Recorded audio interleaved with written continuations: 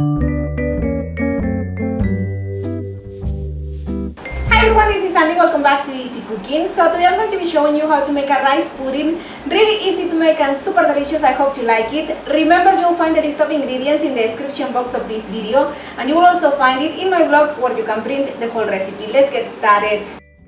We're going to start by rinsing the rice with cold water, and we're going to rinse it a couple times. This is to remove some of the starch in the rice. So after you rinse it, just set it aside for a little bit.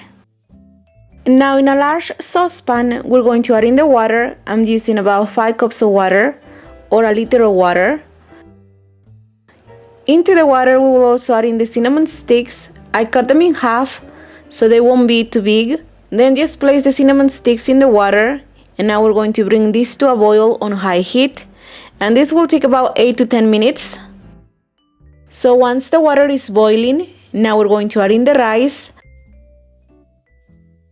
and then into the water we will also add in the milk. I'm using whole milk, and then I will also add in the evaporated milk, and we will also add in the sweetened condensed milk. Now give this a stir so it will be really well combined. Then taste the flavor, and then you can add some sugar if you think it's necessary. I'm happy with the flavor, so I won't be adding any more sugar, but feel free to add more sugar if you want to. The sugar is to taste, so you can add as much as you want to. So once you're happy with the flavor, now we're going to reduce the heat, and we're going to cook this for about 30 to 35 minutes or until the rice is tender.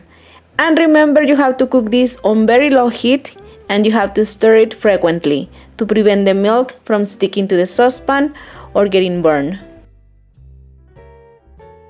So after about 30 minutes, once the rice is tender but it still has like 5 minutes to be done, now we're going to be adding the shredded coconut, and we will also add in the raisins.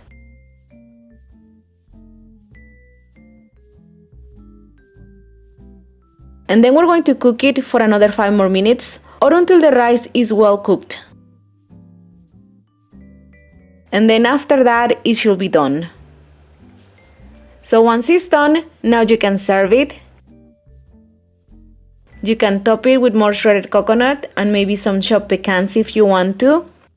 Then sprinkle with some ground cinnamon, and that's about it. It's so delicious and really easy. I really recommend it. Enjoy. To print this and some other delicious recipes, please don't forget to visit my blog. The link is going to be down below.